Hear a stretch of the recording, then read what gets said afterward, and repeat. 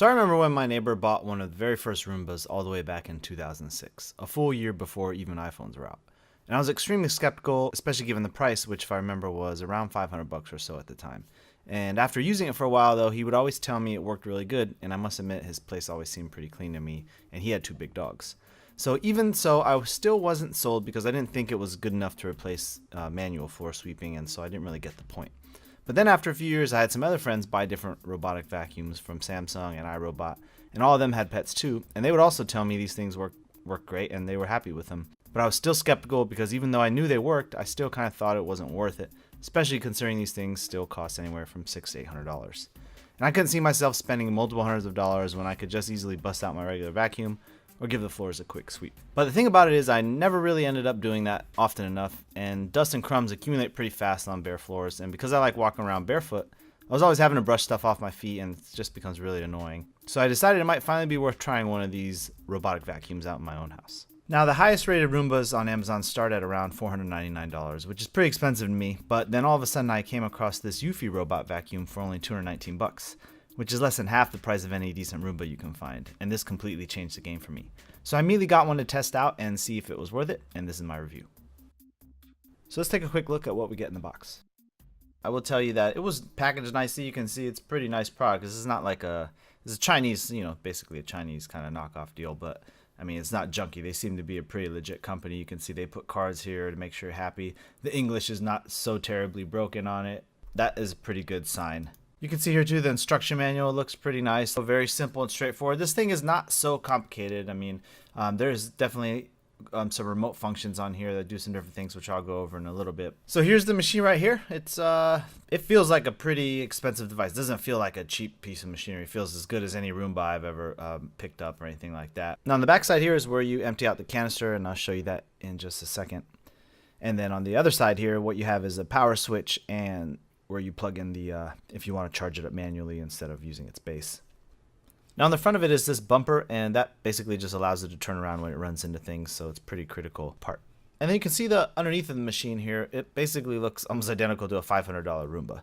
There is a couple of differences here as you get to two sweepers in the front, but then also the roller brush has actual brush and some rubber fins, where if you look at all the Roomba design, it's essentially just a rubber roll. So to me, I mean, I'm not an engineer, but I would think that the brush would work a little bit better on the carpet.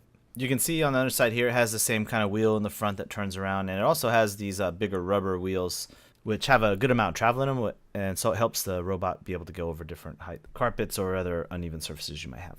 It also comes with these sweepers. You put two of them on at a time. You just snap them right down onto the machine. They snap on there really nicely. You put two of these in. What they do, they just sweep the floor in the corners and on the edges when the Roomba can't get to certain spots, and it helps clean it out better. They also give you this cleaning tool, which has a little blade inside so you can cut the hair off the roller and brush some other things out. So it's a pretty handy tool actually if you have a lot of long hair.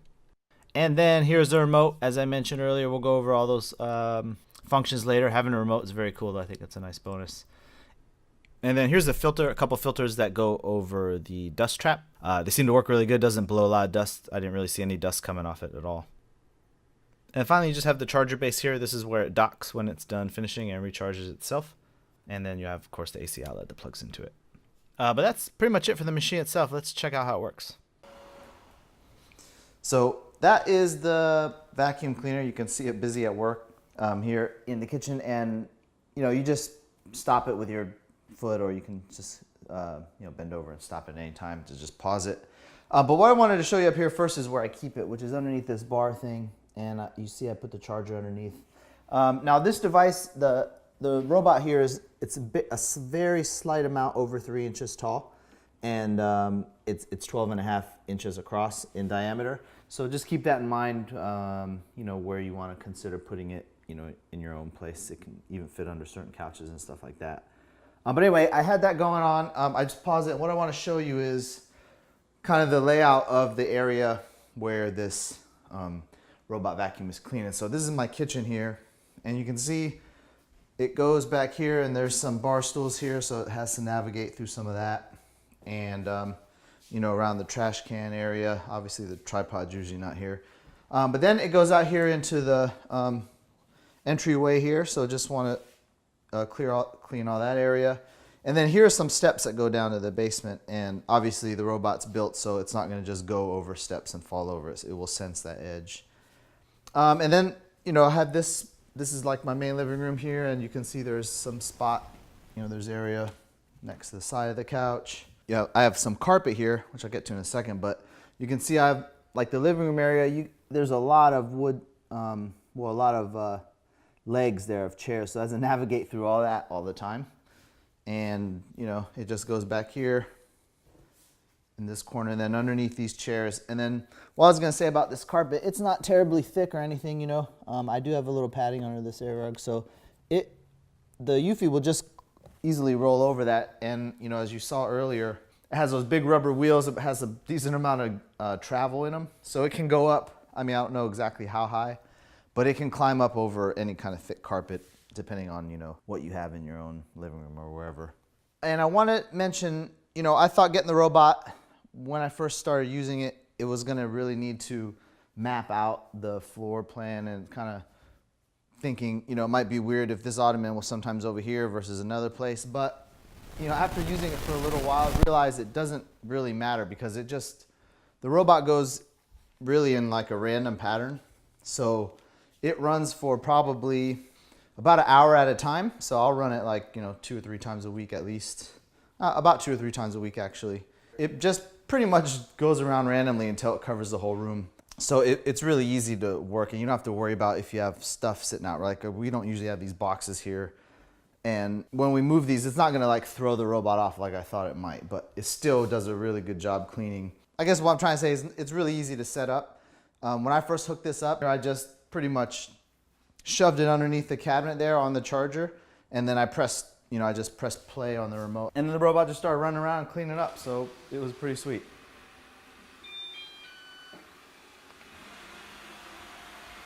So here is the remote, and I just want to go over, I'll just take a seat on the floor here. I just want to go over the different functions, if it will get into focus. You can see it has a little display on the top. This shows your what time of day it is, and here is the recharge button. So if it's running and you want to just send it back to the base, you just press that button. Auto mode is actually the main mode that you want to operate the Yippee in. And you can see you can just pause it with that middle button. But the auto mode will adjust this cleaning power and kind of run it in a more optimal way around your room. It just is the instruction manual says it does the most efficient cleaning that way. So you just hit auto and let it run for it and do its duty. And then here's the play button, and you can see these directional buttons. If I want to drive it to go to a certain place, I can. It can back it up. So that's if you want to get to a certain cleaning spot, I guess. And then there's some other modes down here. This is the alarm. You can see down here. You hit this alarm, so you can set it to run at a certain time of day. It's not an alarm. I don't know why I keep calling that the timer. So you set not what day of the week. It basically just runs at that same time every day. So it doesn't have sophisticated scheduling. But I don't never schedule it. The way I run it is I just hit auto every once in a while, every couple of days or whenever. And I just let it run and do its thing, and then when it senses it needs to be recharged, it will just head back to the base. So that's the best way I found to work it. But anyway, here is where you set the clock. This button in the middle, just to set the clock on it. This is a target mode. So if you hit this target cleaning, what it will do, and I'll show you in a clip here, is the robot will just go in kind of concentric, ever increasing concentric size circles, and then it will wind itself back up into a tight area from where it started. So that, this targeted cleaning just is if you have a spill or something like that in one area, maybe underneath after your kid's eating a bunch of, Cheerios or something.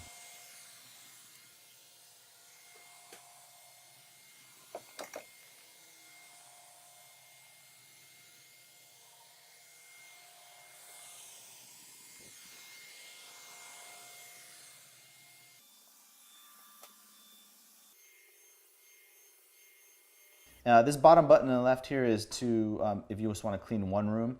I never use that, obviously. Well, I have these, because I have the openings here, so it's not going to really know, what a room is. I don't know why you would use it. Maybe in a bedroom with a closed door or something. Anyways, I don't really use that, but it's there for what it's worth. And then max cleaning will just have the max suction power. So if you have a lot of carpet, you might want to just hit that mode. And then here is a quick not quick, but an edge cleaning button. So this will just, what this will do is it will set the robot out and it will try to go ahead and clean the edges as much as it can. So once it detects a wall, it will just stay along that wall. So it gets all your edges if you're having a problem with the robot, not clearing your edges. But that's essentially all the main modes. It sounds like a lot, but like I said, the only thing I really do is I'll hit this auto button every couple days, and the thing will do its magic. So hopefully that explained the operation of it. What I want to show you is show you some more clips of it in action, and we're going to take a look at the bottom side real quick after it's done and after I empty it, so you can get a sense of really the kind of work it's doing.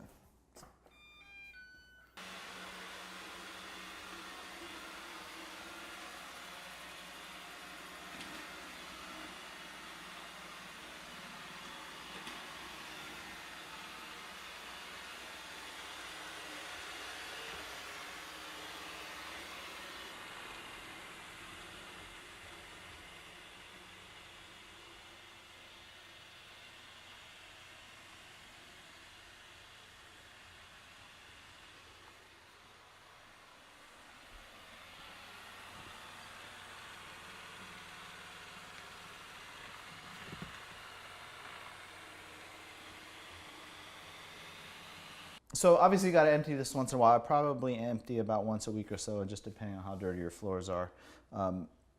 You can see when it's docked here, it has this lever. You just press down and pull this cartridge out and empty it out, which is really convenient. And then when you want to plug it back in, you just slide it back in like that. You don't have to, pull the robot out from where it is or anything to get at the tray. So that's nice. And you can see here, this is really just from one, maybe 2 times running. And all you do to empty it out is you just lift it like that. And you can see how much stuff it picks up, which is pretty amazing. But anyway, there's the filter here. So this is so where dust doesn't blow out everywhere. So showing you where that filter gets put. You just pull it out, replace it. And all these parts you can get, they're replaceable. You can get replacement parts if you need online, easy enough. And then all I really do is just dump this out every once in a while. And that's it. Floors are clean, and then I plug this back in, and we are good to go. There are a couple of drawbacks to using the robot vacuum as well. You can see here, sometimes it gets wedged underneath my fridge. You might have different places where it gets stuck. But when it does get stuck, it just kind of beeps, and you just come over here, and it will beep and turn itself off. So all you have to do is just come and start it up again. You can see also too, you don't really want to have something like your back door open when it's running. It will tend to go. Sometimes here you can see it does get caught on the lip, but other times I've got it out on the deck, so you don't really want to have open doors when you're running it.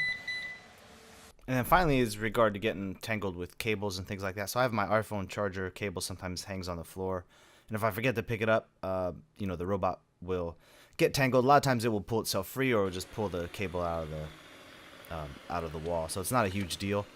But it would be a huge deal if you had something like a drink or anything like that set next to it, and it got tangled up and pulled the drink off the counter. You come home to a pretty big mess, and it might even spill on the robot. So you just gotta be wary of that. The other thing also is if you have a pet that poops in your house, I would recommend not running this on any kind of schedule, because it will just go over it and smear stuff all over the place. And I know this because it happened to a friend of mine.